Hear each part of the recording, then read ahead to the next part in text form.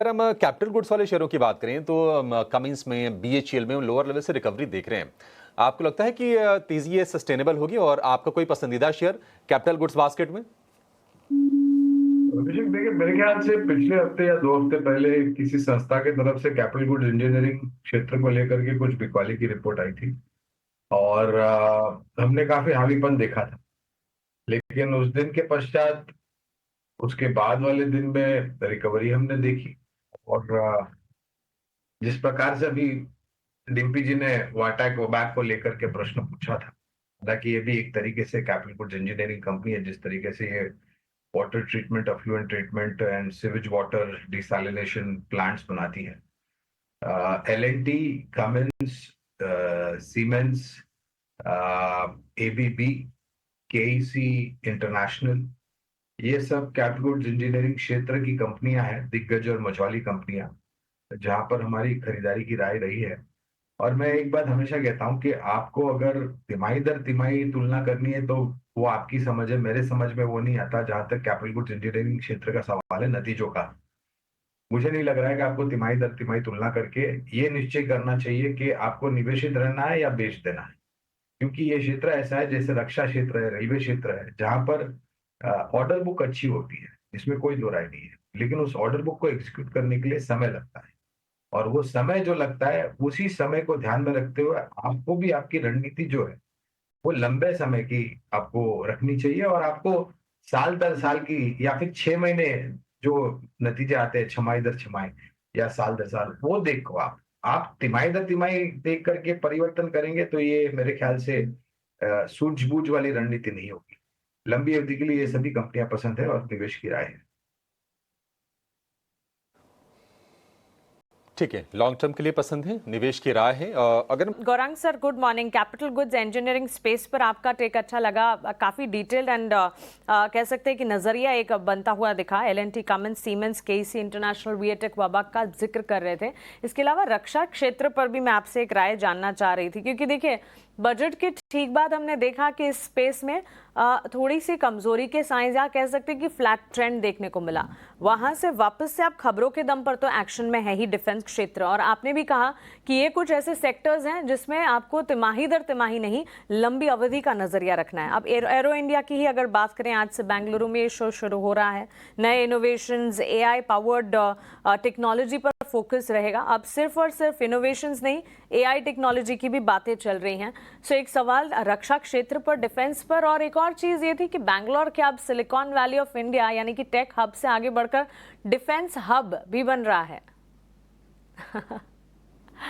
बहुत बहुत धन्यवाद मानसी, आपको भी प्रणाम और शुभ प्रभात हमारे तरफ से। तो उम्मीद रखता हूँ कि बैंगलोर के साथ साथ बाकी अन्य जो छोटे बड़े शहर हैं, वहां पर भी रक्षा क्षेत्रों को लेकर के राज्य स्तर पर जो सरकार है वो निवेश के लिए प्रोत्साहन दे। क्योंकि ये बहुत ही अनिवार्य रणनीति होगी। जिस प्रकार से इन्वेस्टमेंट समित रखी जाती है राज्यों में, लोगों को आकर्षित करने के लिए और निवेश करने के लिए। तो आपका प्रश्न का उत्तर देते हुए पहले तो मैं फिर से वही कहना चाहूंगा कि आप नजरिया लंबी अवधि का रखें। रक्षा क्षेत्र में, कैपिटल गुड्स में, रेलवे में, ऊर्जा में भी अगर आप देखें तो आपको नजरिया लंबी अवधि का रखना चाहिए, क्योंकि समय लगता है प्रोजेक्ट्स को पूरा करने के लिए। रक्षा क्षेत्र में जो अभी हमारी खरीदारी की राय है वो है भारत इलेक्ट्रॉनिक्स, बीईएल और कोचिन शिपयार्ड। लेकिन इसके अलावा भी जो सक्षम और मजबूत कंपनियां हैं, ये मैं सिर्फ उदाहरण दे रहा हूं, ये कोई राय नहीं है।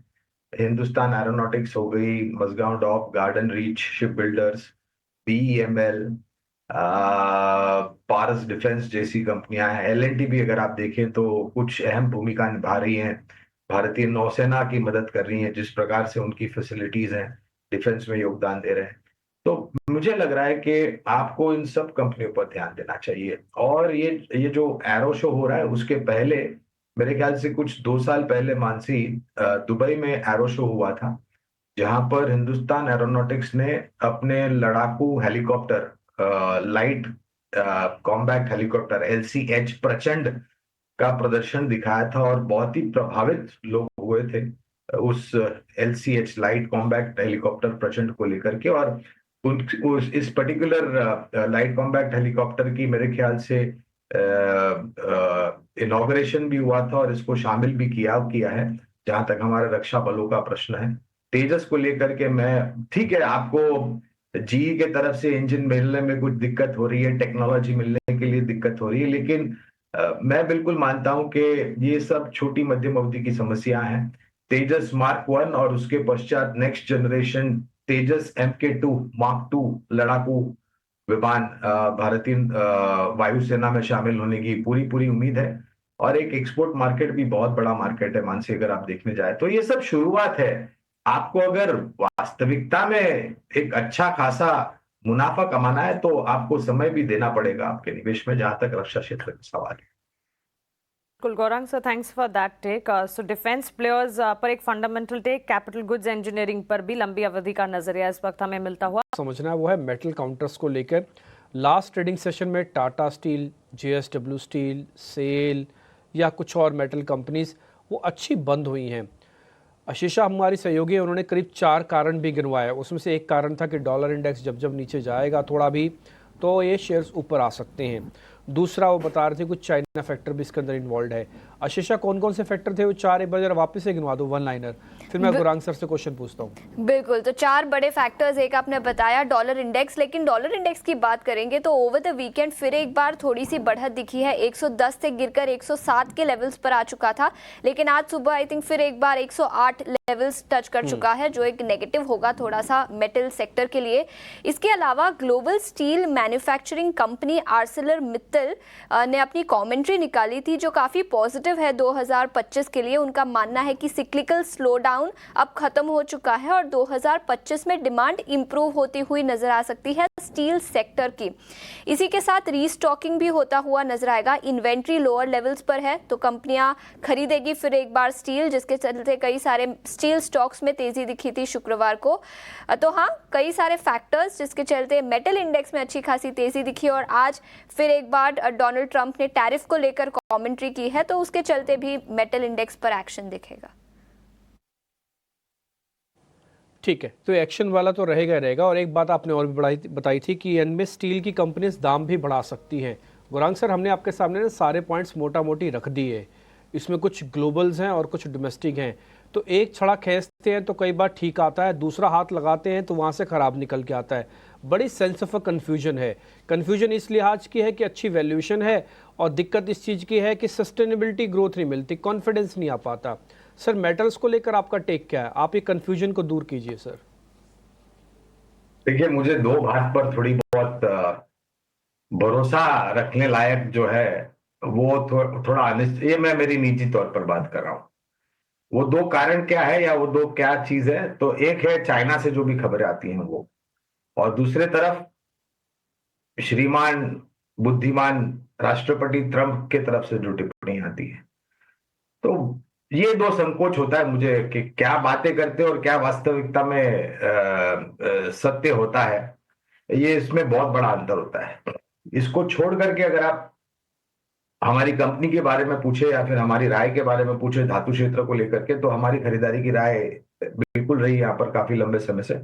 Tata steel, JSW steel, Hindalco, Vedanta, JSPL, Hindustan, माफ कीजिएगा, NMDC जैसी कंपनियां हैं, क्षमा चाहता हूं, इन सब कंपनियों पर खरीदारी की राय। लेकिन एक चीज बिल्कुल कहना चाहूंगा यहाँ पर डिम्पी, कि बाकी अन्य क्षेत्र के अगर आप तुलना करें और निवेश का नजरिया अगर आप रखते हैं लंबी अवधि के लिए, तो धातु क्षेत्र में आपको पहले तो जो मुनाफे का अनुमान है वो थोड़ा बहुत नीचे के तरफ सीमित मात्रा में रखना चाहिए।